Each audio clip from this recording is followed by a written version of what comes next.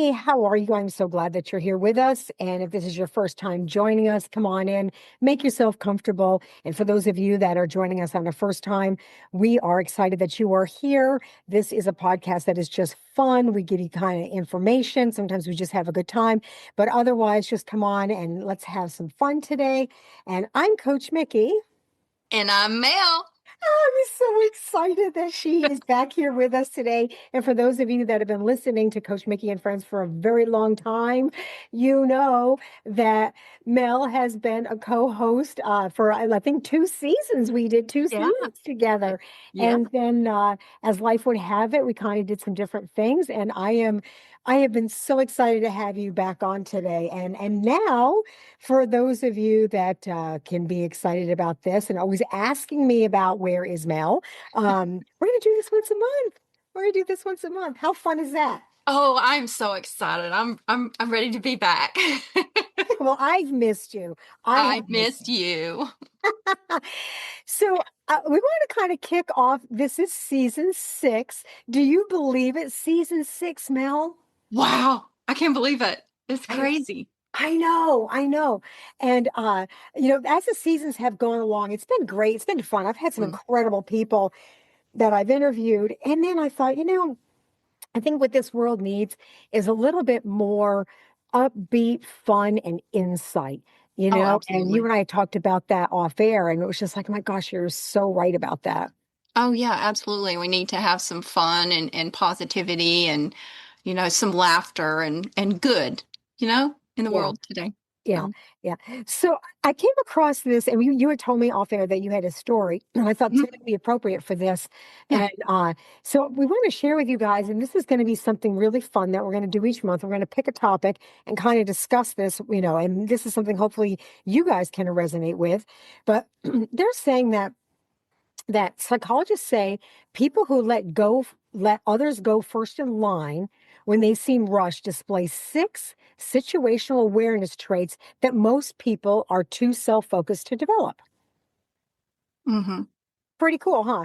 um Yeah. I so believe it. I truly believe it because I think I have a little bit more intuitiveness as well when I'm usually out and about anyway. And I've seen in other people, showing this type of kind. I call it kindness, but and I know we've all done it at one point in our life though too. to let other people go with first in Yes, line, yes, let them cut. Yeah, yeah. yeah. No, and you know what? I do that if I have if I have a big grocery cart full of stuff and I see somebody behind me who's got like Mhm. 2 or 3 or 5 items, I'm like, just go ahead. Or if I see a mother who's like Mhm. struggling because she's outnumbered by her children, I'll Right. let her go in Oh my front of gosh. me.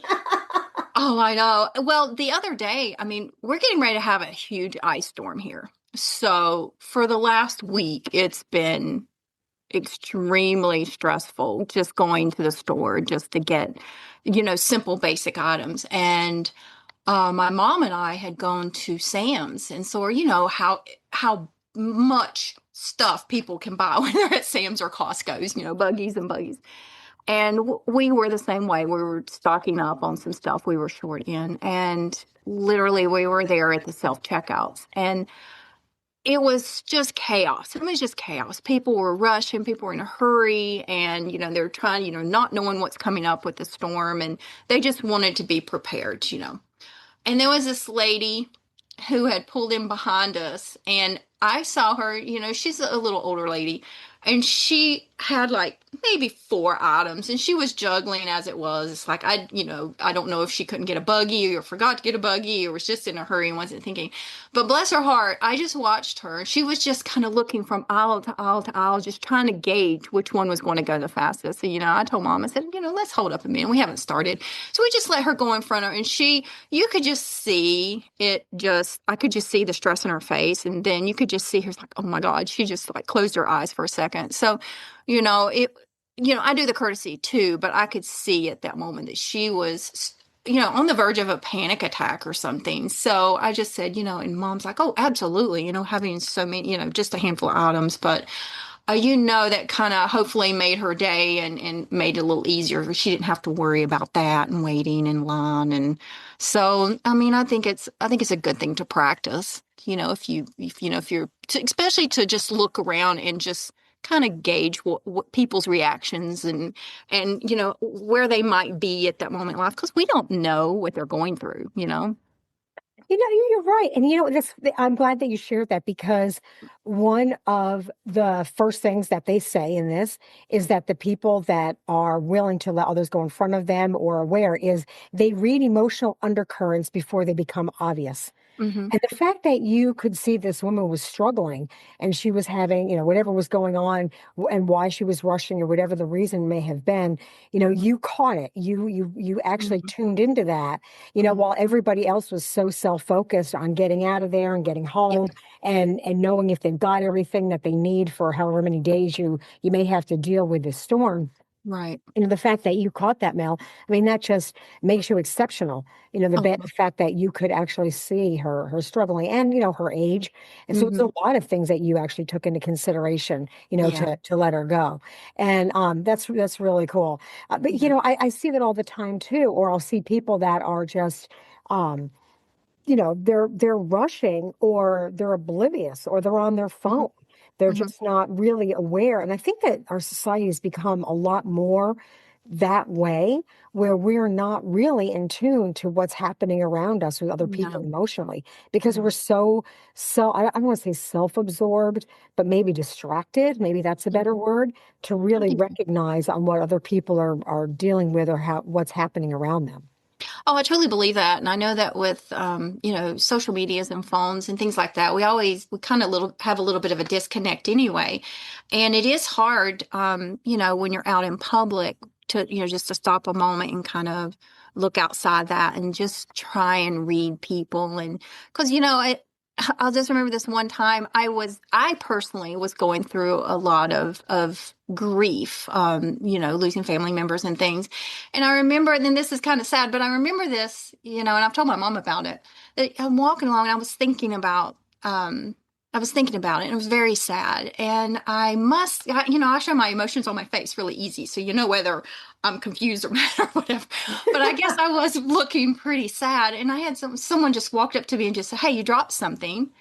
And I'm looking around and I'm confused. And he said, "Your smile." And it made me even sadder because I thought, oh, that made me feel bad because it didn't make me feel any better. It's like I know that I don't know if they were just trying to be mean or maybe they were trying to be nice. I didn't really know at the time, but I think the key was, like I told mom, I said, you never really know what someone's going through. And, you try to be nice. Just a smile would help, or helping somebody pick something up if they can't reach it, or just holding the door for somebody. If you see, just trying to connect one form or another. At least you can try and do it once a day. Just if you're out and about and you see someone, just try to make that little bit of human connection and look at their eyes and try and read a little bit about maybe what they're going through. Or if you don't know, then just smile, little Yeah, things. I agree with you. And I think also the other thing too that we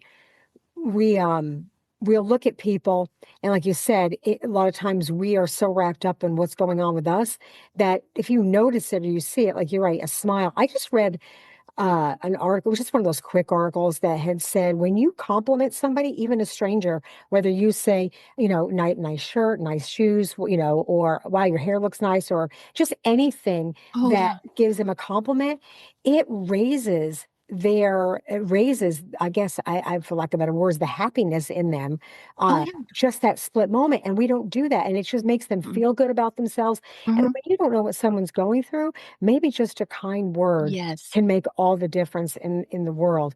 And, absolutely.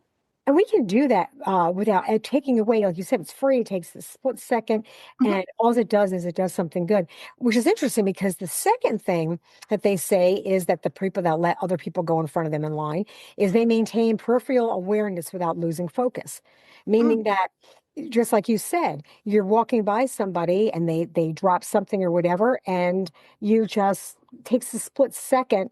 It doesn't Mm-hmm. really take away from you. It doesn't take away from what you're doing, but Mm-mm. you have that ability to recognize that and see it, and Hmm. then help them in that moment, I guess. Right. Yeah. Um, what do you find with these people that are rushing around? Because the third one is so they understand time differently. And you said that you and your mom just let that gal go ahead of you, or that woman go Mhm. ahead of you, and but you said everybody else was like rushing, and they were like they had like deadlines and schedules, in the Mhm. grocery store. Yeah. What do you think actually made that sense of urgency, than any other time? I think it's just, well, for one thing, I think that because, for one thing, they're being inundated, over the news and the radio and people just talking around them about, in this particular case, all the bad weather is going to be dangerous. It's going to be icy. You might lose power. And I think just trying to think of it sometimes, even if I was, full day at work and I'm stressed out by deadlines at work. And then all I can think of is, oh my gosh, now I need to drop by, the Walmart or wherever and deal with finding parking. And then that's stressful. And then all you can focus on is getting what you want and getting what you need in case of something happening and getting out. And I think it is, just a lot happening in the mind. I mean, I know we've all been there. It's like I just can't think except for this one thing. And I have lost, the whole, you know, um, sightings around me. And it's like one time we said, it's like, have you ever been so kind of like in your own thoughts or in your own head and thinking about everything that you didn't even know how got to where you were at, if you were driving your car. So I think that sometimes you kind of zone out a little bit because you're so focused on, you know, these tasks and you know, the anxiety of what's going on around you because it's not just you. Because I think if you're in a crowd of anxious people, you're going to be anxious. If you're in a crowd of calm people, you're going to be calm. So I feel that could have a link to it because when everybody's in the store and they're all rushing around, I think that just adds to your anxiety, and so you start doing it. But um, I try, I've tried to not allow it to crowd crowd me or stress me out too much. But if I lose power, I lose power. I'll just eat crackers. But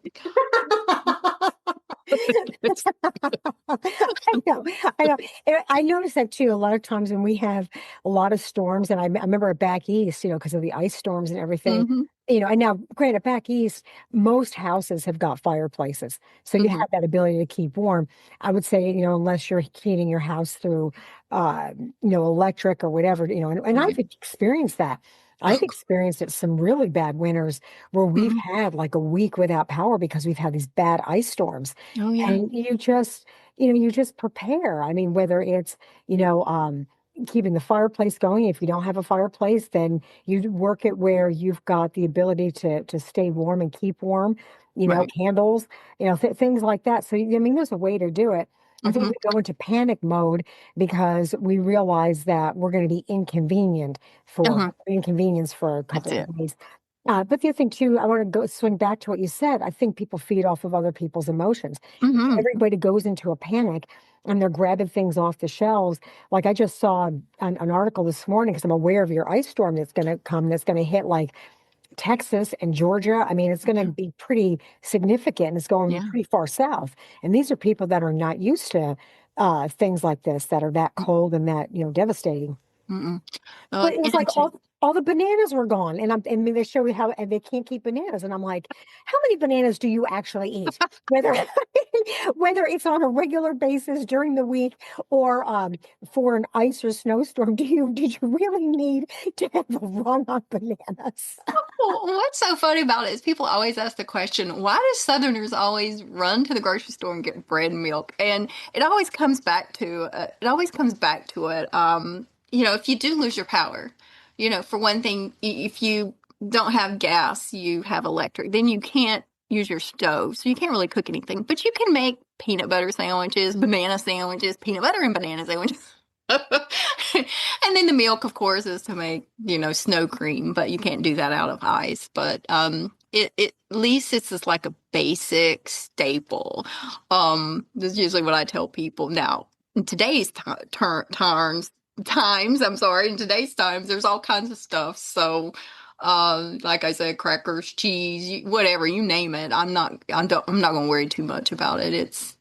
It's not something to really stress overly much, because I think that they've prepared. And so if people know that cities and things are preparing for it, and even if it's you lose your power, hopefully it's not as going to be as bad as the hurricane that happened in the mountains where people were out for months. But I think that it's like sometimes just slow down, take a deep breath, and just don't go out. Just stay home.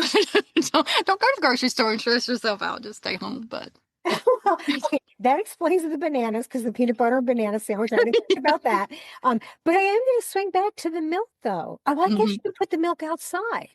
Because I was yeah. going to say, if your power goes out, and hmm matter of fact, now that I say that, I hmm thought about that. We had an ice storm. I remember as a kid, hmm and we lost everything. There was, the no Yep. electricity. Now we had two fireplaces in our house, which was great because at least kept the house warm. Even if Right. we had to sleep on the floor, in the living room by the fireplace, which was great. But I remember saying, okay, my dad would go, okay, grab what's ever going to go bad, and let's put it out in the snow. hmm And at least it stayed cold. Yep. And for people that, don't recognize that or don't know that, maybe this is a tip for you.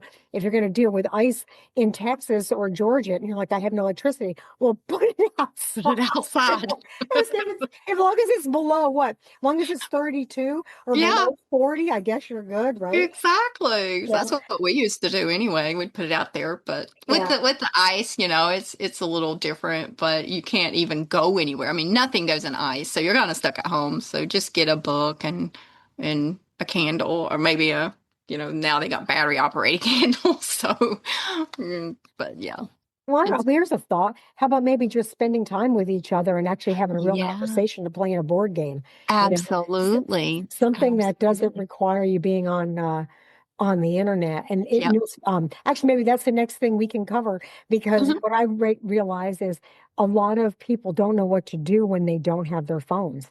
It's like foreign to them. hmm Where they don't have their phone or they don't have the computer. Like if their internet goes Yeah. down for one day, life is over. I know. It's There's like, there's whole generations like my niece. She's always known the internet. She's 11 years old, so she doesn't know anything past that. So anytime there's a power outages, it's like a moment of panic. What do I do? I'm like, come on, I'll show you. We grew up when we didn't have but one channel on TV and no internet. Oop, I dated myself.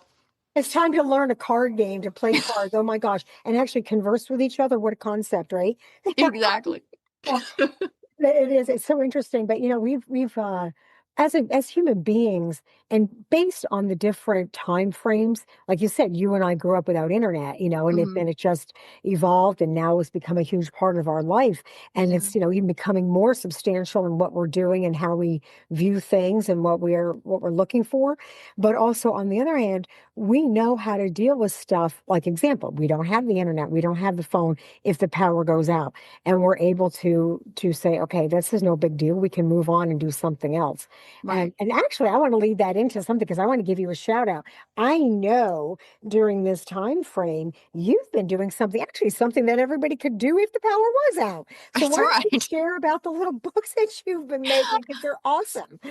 I have been like dipping my toes in all kinds of little entrepreneurial things, and other than I haven't written like fiction novels, but I have been digging into creating word search books and just some really cute little journals using my own photography, my own photos that I've taken, and putting them on some covers of some journals. And yeah, I've just been trying my hand at something a little different creatively. So, What's your word search books? What are those like? What are you doing with them?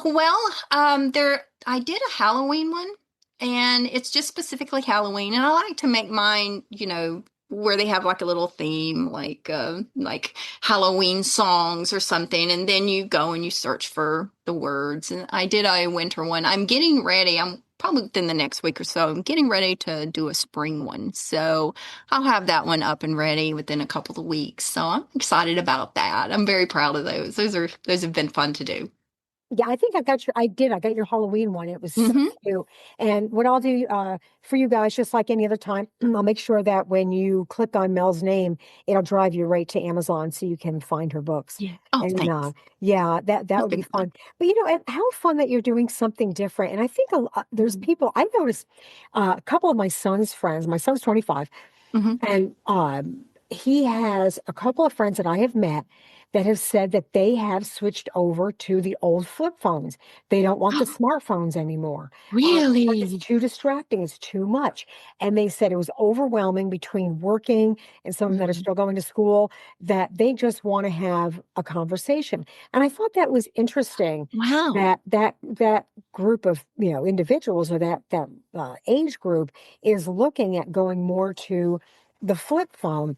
So I think there's going to be a switch. I don't know if I want to say, or shift. Maybe that's a better word, a shift in how people are getting frustrated with social media, Mm-hmm. getting frustrated with just the crap that's being put out there. Because now, first of all, let me preempt it with this. I like AI, and there is some things I use for AI for, Oh, which yeah. I think is amazing. Hmm. But then there's also the AI slop. That's Oh, gosh, yeah. and it's the things that are made on all the social media platforms that Hmm. are just entertainment for what, 30 seconds. And a Hmm. lot of them are all just AI made, but it sucks everybody in thinking, oh, It's this must be real. real, but it's not. And I Right. think the ones that recognize that it's AI are like, not, they're not having it. They're not doing it, Hmm. because I've heard my son say it. I've heard a lot of his friends say it. And they're like, I'm not looking at the AI slop. It's crap. I'm not going Yeah. to get sucked into that. Yeah. And so I think we may see a shift. And again, I have nothing to back this up. This is my own humble Right. opinion, but I don't know. What are your thoughts on that? Well, actually, I actually seen it. I also do reselling on eBay and Poshmark and things like that. And the one thing that I have been following is this huge resurgence of this, the younger generations wanting CDs, VHS tapes. I mean, VCR is crazy to find today, and because they want to get away. I think in a way, maybe they want to experience a little bit of the nostalgia they hear their grandparents or their parents talking about. Back in the day, back in the 80s and the 90s when we listened to CDs and I mean, I was just shocked just doing research on the demand for it. So I do think that there's a resurgence that people want music that was written. Because my Kylie and I were talking about a song that she was listening to, and she kept calling it by a name. It's just been remixed today. And I said, well, no, that's a song from the 80s. And I had to go pull it up and play it for her. And she's like, oh my gosh, that's it. So she had a whole new appreciation of wanting, to hear that song as well. So I think there is a little bit of pushback that they do want to be authentic. I guess that maybe what I want to say is go back to the the roots of it. I agree with you. And so I was up in Northern California, Hmm. this well, I was up there this past week, and there is a huge record store. And I could not, Mm. and I'm talking about vinyl albums.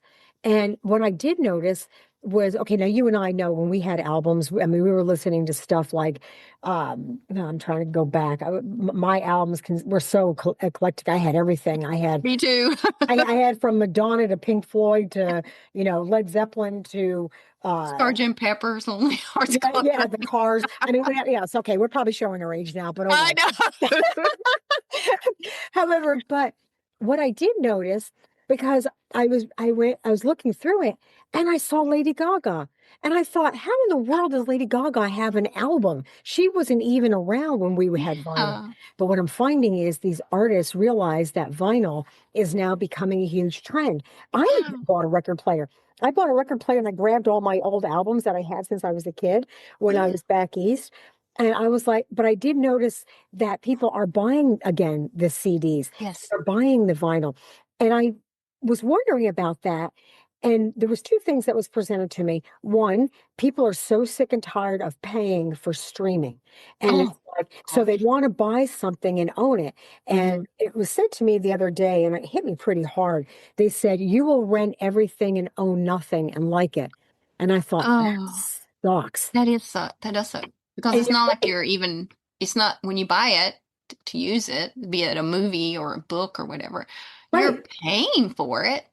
You know, I mean, you're paying pretty decent money, I would think. It's not like you're getting it for free. Well, yeah, but I mean, and not that Amazon's ever going to go down, but I mean, think about it. All the books that you have on Kindle, if Mm-hmm. Amazon ceased to exist, or again, you didn't have There the they go. internet because you're in a Yeah. snowstorm, Mm-hmm.